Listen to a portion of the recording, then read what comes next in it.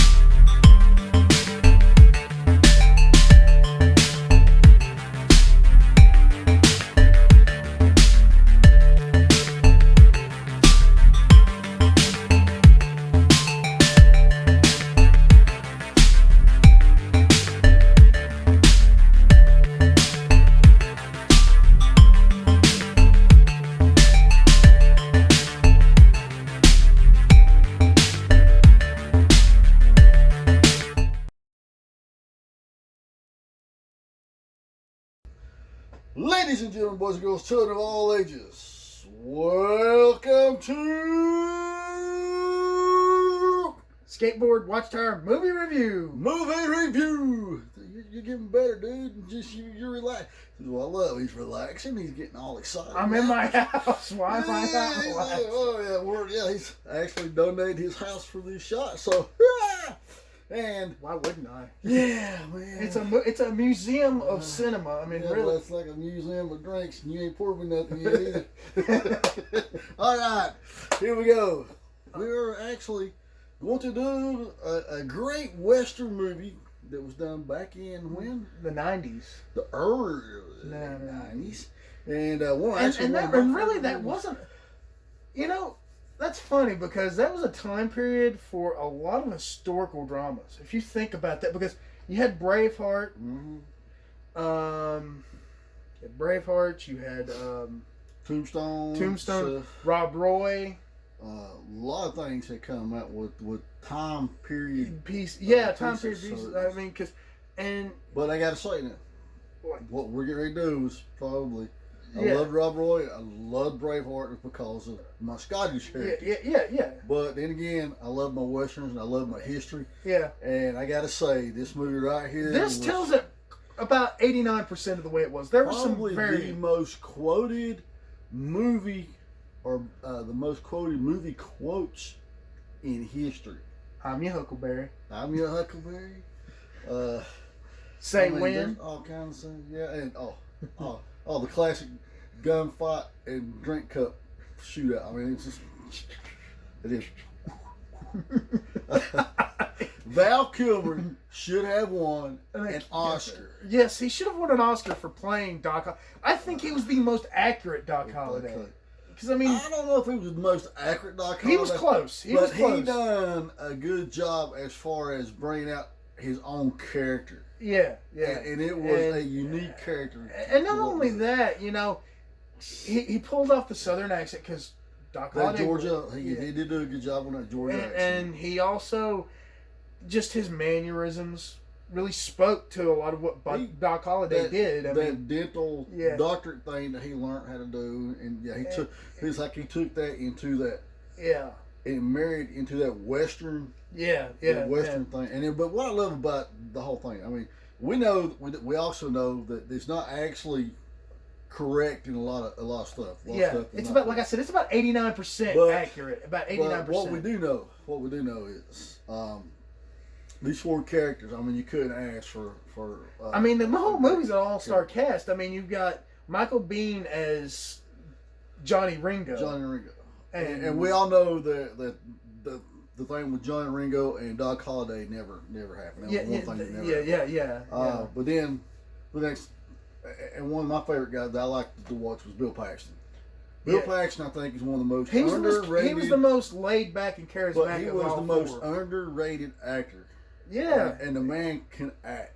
Look at in the second in Aliens. And I mean, everybody quotes that guy like, "Game over, man! Game over!" And also, he was in the original Terminator. He was one of the hoodlums. Yeah.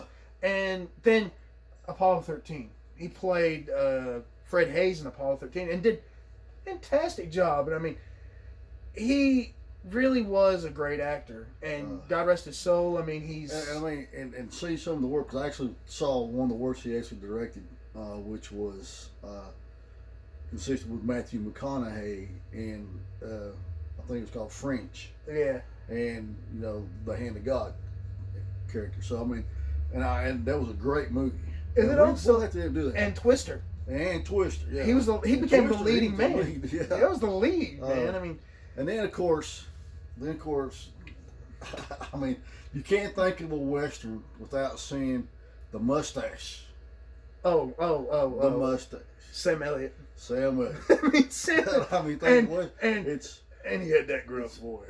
Yeah. I mean, that voice just speaks volumes, and I mean he looks good in a cowboy hat. He does, but I mean, he looks good in biker clothes too. See, I mean, he's always.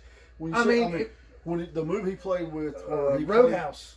Roadhouse, but the one before that was Cher and Mask, where he excellent part that they done. Yeah, and not only that, I mean, he plays these very much. You think him and Tom Selleck was almost brothers because they actually acted like brothers. Yeah, and then also they played in Shadow Riders. Yeah, the Shadow Riders, and then a couple other movies. But the thing with him is he always played these maternal roles in a lot of ways. He became, because in Roadhouse, he was a very maternal character towards Patrick Swayze. No, he was maternal. I think he was paternal. Like the father. Yeah, the father. Not the mother. Yeah. Sorry. The father. Mispronunciation. Yeah. But sorry about that. But he played the father figure in a lot of films just because he demanded this, mature, aged person. He'd seen things. Mm-hmm. And in Tombstone, it's no different. I mean, he plays the matriarch. Plays the older brother. He plays the matriarch of the family, patriarch. The patriarch. Of the family. Let's get that right, buddy. I hate for Sam to come break through that door. What'd you say? What? But he plays. Sam! I'll let you be first, then we'll sit down. Yeah, but that's the thing. He plays that character off so well because, I mean, he picks up the mantle of being the town marshal. He doesn't, and yet his brothers tell him, "Don't do it. Don't get involved." This is trouble. Again, that's part of this. That's not actually. They've written because he's already been in law enforcement. But he was kind of Wyatt was just wanting. Afterwards, after he lost the use of his arm, he became a sheriff again. So he's pretty much was law enforcement all his whole life. He got out of the military. And I mean that's the thing. He was, And now let's get to Wyatt. To Wyatt. And probably the most photo accurate Wyatt. And this character and the gentleman that played Wyatt Earp. He didn't play Wyatt Earp lawman. He played Wyatt Earp human being. I mean, he played Wyatt Earp as a human. He didn't. This is one thing because I read the book, and actually, the book tells you more of what happened. And sadly, that's the sad thing about movies and books. The book's going to tell you a little more of what happens. If you haven't read the book, read the book. Yeah, because it fills in some of the spots that you have there. But the thing that I liked about Kurt Russell playing Wyatt Earp is he studied. Yeah. Oh gosh, he studied. He studied. And he actually ended up directing the movie because there was some conflicts between the cast and the director, and the producer got involved into it, and the producer finally stepped in and relieved the director, and Kurt Russell took over and I mean he just led that whole thing to where it's the success that it is today. And spoiler alert, I think the best scene with him, the scene that gives me the cold chills, and actually there's two of them. The one where he's in the train station, and he scares the crap out of Ike Clanton, and you tell him the law is coming. You tell him that hell's coming, or that I'm coming and hell's coming with me. You hear me? You hear? Hell's coming with me, and you feel that man's vengeance in that voice. I mean, he is. But and then the lake. Yeah, I mean, but you think about the real life Wyatt Earp and what he went through, what they went through. Now, and there's a lot of controversy. I understand a lot of controversy that things, but unfortunately we wasn't there. We can only go on what we've heard. Yeah. What we have written in history. And we've doctored so much stuff up about him just through conjecture. Yeah. And it's, you can't really judge on that any more than anything else. No, because, if I'm put in that situation, if anybody's put in that situation, what would you do? Your family's being attacked. But at the same time, what would the other people do if you was doing it back to them? Right. And that's basically what we have with the whole history. Well, these guys were doing this to the Clintons, and the Clintons was, they were, well, and the thing, we have that whole thing still going on to this day with all over the country. So so my thing is Tombstone. First of all, is it real? And I'm going to say, like I said, it's about 89% real. I'm going to say 70%. 70% of it is right on the money. Yeah. Now there has been some things that Doc Holliday would never have said, "I'm your Huckleberry." Yeah, he would. But we have written documentation that from people said that yes, that is exactly what he said. And people don't get, what is "I'm your Huckleberry"? If you ever read Huckleberry Finn, that book was in mass populace at that time for a while. So it was just the same. And also, like, you're a daisy if you do. Yeah, you're a daisy. And that was one of the idioms back then. Well, if you do. Well, if you're a daisy, you're a daisy if you can do it. You're a daisy if you do it. It means you're exceptional. And that was slang at the time. And and also, and unfortunately, that's where we miss out for today because we're so into our modern information system that we think we're smarter than our people from the past. And yeah, right. And well, they never. You know what? We have written documentation that's on paper, not on computer, but it's on paper. Now you can get to it from the computer, but people don't want to take time and go study and find out. Yeah, and that's exactly. what I like about. And there's a big reference that you were taught in history class, and it was at the first day one of history class or day one of school. History repeats itself, and unfortunately, that's what it's doing. And I'm just saying. Tombstone is one of those movies that it's not only a historical account of things, it's also just a Western that we don't get to see nowadays. Entertainment, first of all. Let's put it away. It was entertainment based on an actual thing. Now, we know that the what they call the gunfight at the OK Corral was not actually at the OK Corral. It was down the street. Well, we understand that. It was just called that because that was the only landmark. The only landmark they had to go by. Yeah. It's just like, here in the South, without and it was over in 12 seconds. It was over in 12. Quick. Yeah, it was quick. So if you go to Tombstone, you can actually go there and see where the actual fight actually took place, and it's the OK Corral is actually the street over and down from or up. Yeah, and not only that, there was so much about that whole situation. Don't get your daisies in the upload. And of course, I'll tell you, one of the things I loved about that movie, one of my favorite things is Doc Holliday twirling the coin in his fingers. How he did the whole that right there. He's just sitting at the table and he's like. But again, we'll take a look at. They had him played off as. Like I said, I wish they actually had played it off better with Johnny Ringo, since Johnny Ringo actually did not go up against these guys. But Johnny Ringo was actually killed by somebody else, and he was just a drunk gunfighter. He was good, but he was a jerk. Yeah, he was good, but he was a jerk. But anything ever took place with them. Now the Clintons and the stuff, if they would have played it off more and brought an actual somebody in it, actually, then it would have been more. But for Hollywood purposes and for people they want, it was it was a decent movie. Exactly, and from 1, let's do 5 stars. Okay, so from 0 to 5. No, let's do those ones from 1 to 5 stars. Where would you rank it? I'm gonna give it. I want to give it a 5 because I enjoyed watching it. I was a kid when this came out. Okay, 5 on because you said enjoy, so we'll give it a 5 on entertainment. Now, as far as history, I'm gonna give it a 3. 3. Okay.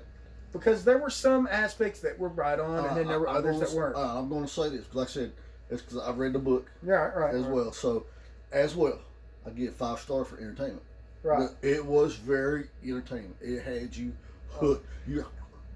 And I mean that scene where you see Wyatt at the river, him saying no.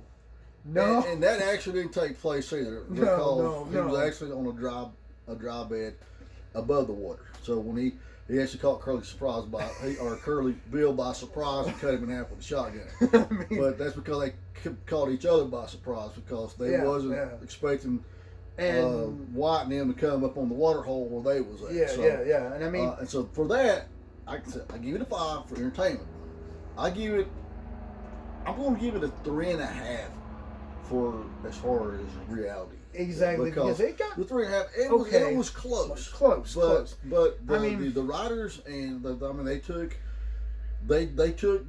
what worked and there's a thing that's called that we used it's called artistic license. Okay, and that's what they used, and it worked because the movie was a great movie.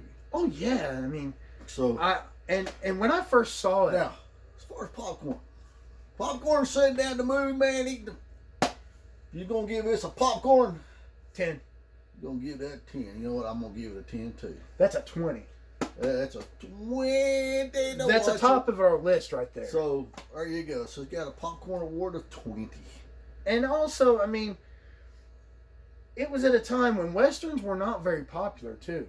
Like westerns had kind of backed down by that, and when this came back up, there was actually quite a few westerns after too. You also had coming in competing with this one was Wyatt Earp, except with Kevin Costner, which was an excellent movie, and it was based on the majority of it was based on some of the had some things, but at the same time, it wasn't. This was built more on entertainment and just getting the historical facts out there. And where Wyatt Earp with Kevin Costner was based to be more on fact, the real life of what he went through. And you had characters that you didn't see in Tombstone, like Bat Masterson. You had Bat Masterson. You had people like. You didn't, because this is what's about. It's about Tombstone. Yeah. Where Wyatt Earp was about Wyatt Earp's whole life. Yeah. And this was happened. What happened with Tombstone? And you know what? But what I love, Billy Bob Thornton. I mean, I didn't recognize him to start with. I said, double take. Pick up that smoke wagon and go to work. I said, throw down, boy. And you gonna sit there, you're gonna bleed. You're gonna sit there, you're just gonna bleed. I mean, and then just grabs him by the ear and jerks him out. And I mean, but it all, and that is written. There is some stuff for that. There was a thing between him and Doc Holliday. I want to throw this out. The Buntline Special. Okay, that gun is cool to think of, and it's cool to even think it was real. It's not real. There's no way you could use that gun in a gunfight. It was that long, and it was unwieldy as heck. And even the witnesses there say that he didn't even he used the Colt Peacemaker. So, I mean he used the Colt Peacemaker, and I mean that's the thing. But again, it's got a 20 for popcorn award, and it's got a 3.5 for accuracy. 3.5 for accuracy for me. 3 for you. So that's 6.5. So that's 6.5 for accuracy. And then we have entertainment wise, it's got a 10. 5 for me, 5 from him. I mean, that's a total 10. So, and I mean, and not only that, when you go and sit down and watch it, they even got in the beginning of that movie. People don't mention this. I think it was Robert Mitchum's voice. Robert Mitchum does narrate, the beginning, and the end. And he has that great voice for that. And I mean, he's just like get that deep, get that. And I mean, it's just like that is so cool. And then they show that great old. Don't get the phone. Don't get it. Go watch it. Yeah, go watch it. Go watch it. This is what it is right here. Tombstone. This is the white version. Go around. Hey, if you're in Marion, North Carolina, actually you don't have it. You can go pick it up at Game Store and more. All right. Love, peace, and chicken grease. Love ya.